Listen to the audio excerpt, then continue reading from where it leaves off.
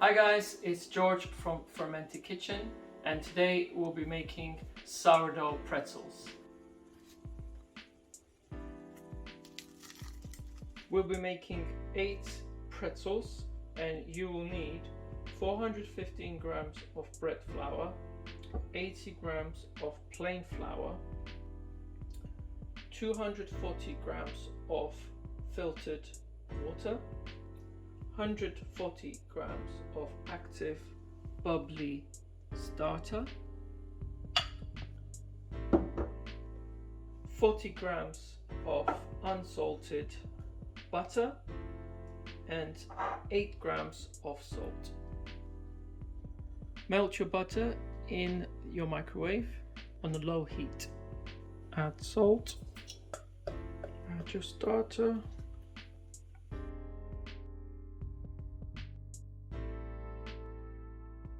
before adding the flour, add your melted butter. Make sure it's not too hot. And then add all of the flour. We are going to knead this for 6 to 9 minutes. Therefore, I recommend using a stand mixer if you have one. Otherwise, you're going to have to use some elbow grease. I'm going to start by using a paddle attachment. Now that's mostly incorporated, I'm going to switch to the dough hook. And then we're going to knead it, as I said, for about 6 to 9 minutes.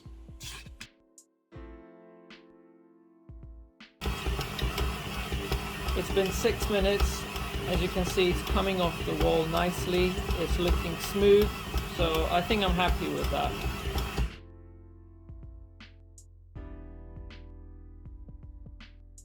Of course, we're not doing autolyse, so we are starting the bulk fermentation now. So set a timer for 3.5 hours, so that's a total bulk fermentation, and then set another timer for 1 hour, because we're going to do one stretch and fold after 1 hour.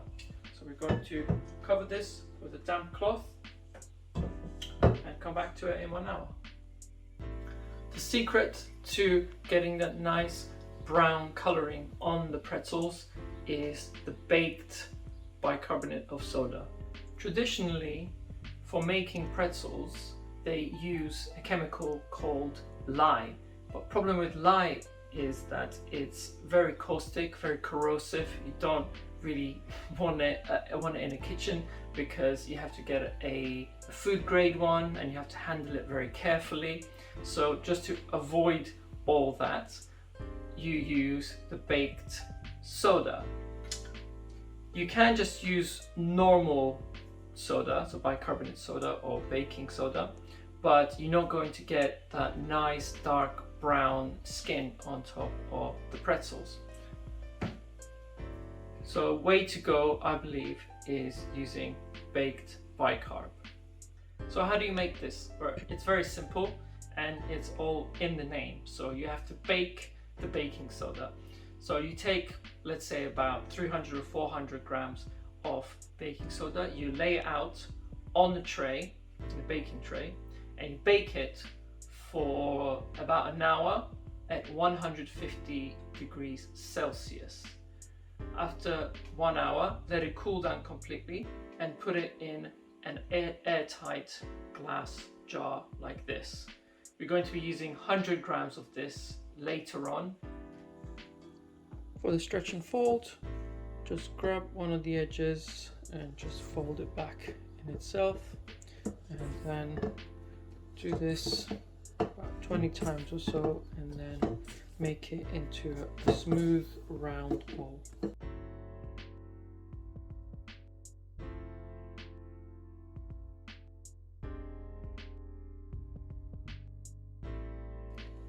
Three and a half hours later, this is what the dough should look like. We're now going to separate them into 8 pieces.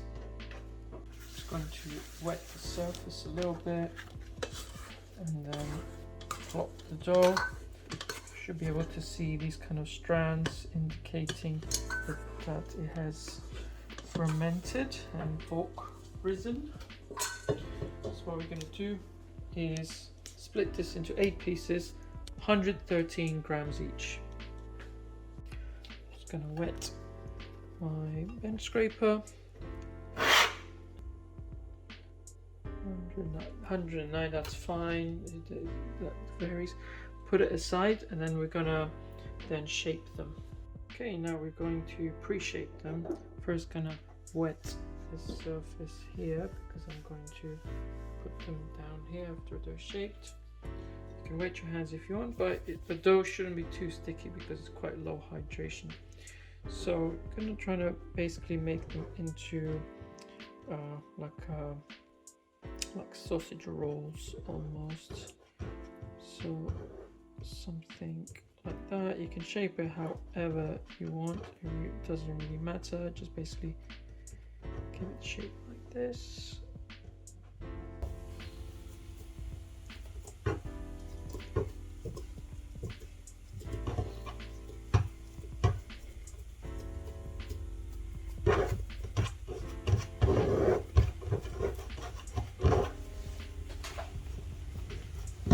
You don't want any big bubbles, so if you see them, just pinch them because you don't want to have kind of massive bubbles on the pretzel itself.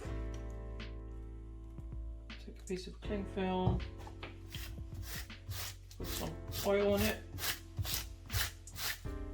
and cover your dough for 15 minutes. We'll let them rest for 15 minutes and then we'll shape them into pretzels. Meanwhile, get your trays and line them with parchment paper. I'm going to place 6 of them here and 2 of them here, so make sure that you have enough space for 8 pretzels. So I'm going to add a bit of oil, just a little bit, not too much. You don't want to make it oily. And just spread it just to make sure that pretzels do not stick to it.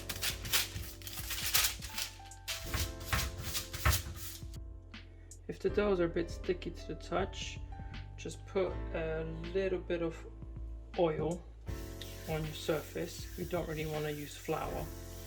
So then with the bench scraper, take it off. And what you want to do here is roll out the edges. We're going to leave the middle third pretty much untouched. We don't want to roll it out too much because that's going to be the thick part of the pretzel. So with your hands, going to roll out the ends like this. So as I push it up and down, at the same time I am moving my hands outward like this. So keep rolling it out like this. We're looking for a length of about 60 centimeters. So that looks nice and round to me. So then what I'm going to do is bring the edges together, and towards the end going to cross them once, bring it over, and just really attach to the sides. We don't want it to come off. We're going to grab it carefully and put it down here next to all the others. Now you have 2 options. You can either bake them today or you can bake them tomorrow. We're going to bake them tomorrow. So what we're going to do is we're going to cover these with oiled cling film and put it in the fridge. And if you want to do it today, what you do is you don't cover them with the cling film. You leave it out for 30 minutes to proof, and then you put it in a fridge for an hour. Before the 1 hour is up, so after it's been in the fridge for 30 minutes, you start preheating the oven. And then once the hour is up, you take it out and you bake it. We are going to bake these tomorrow. We are going to cover it, make sure that none of the dough is exposed to air. Don't forget to oil the cling film so it doesn't get stuck to the dough. So it's gone straight in the fridge. It's about 40 degrees in there, and we're going to bake it tomorrow morning. While the oven is preheating, we're going to remove the cling film just so you start to get the skin hardening and forming on the pretzels. Meanwhile, let's prepare our alkaline bath. So we're going to be using our baked bicarb here. I've measured out 100 grams of it, and we have 400 grams of just normal cold water. Because after baking the bicarb, we ended up with a more alkaline version of bicarb. It can irritate your skin, therefore I highly recommend using some gloves.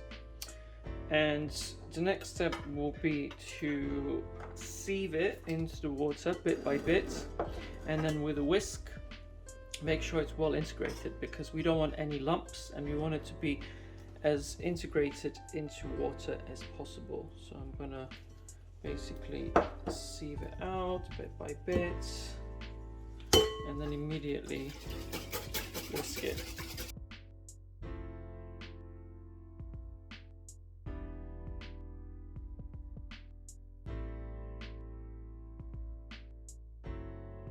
Mix it very vigorously to make sure that it's dissolved as much as possible. It's okay if it's got if some are still remaining. I found that some brand of bicarb dissolves better than others, but it's okay. Just basically mix it as much as you can. We're going to move on to actually dipping them. Going to grab our pretzels. If they come apart, just trying to stick them back on, and upside down, put it in, give it a little spin so nothing gets stuck to it, and start timer. We'll leave it in there for 30 seconds.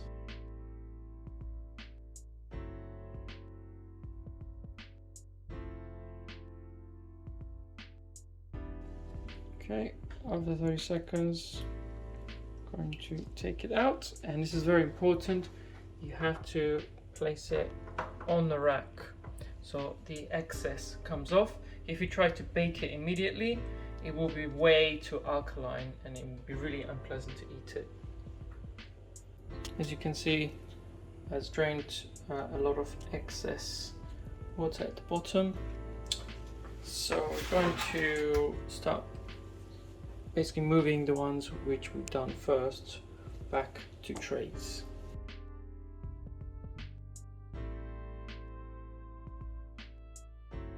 Next, we're going to score them. Make sure you score it nice and deep, giving it one nice line. I like to top them up a little bit with some crushed salt. I'm using a Himalayan salt. And also some black sesame seeds just on this end.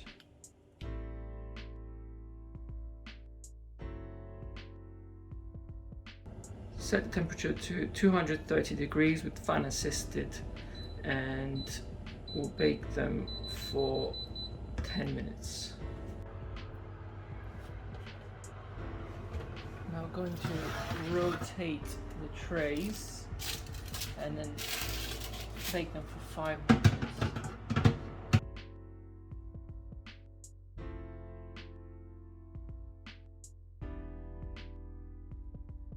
Place them on the cooling rack, and you can enjoy it as soon as they're not scalding hot.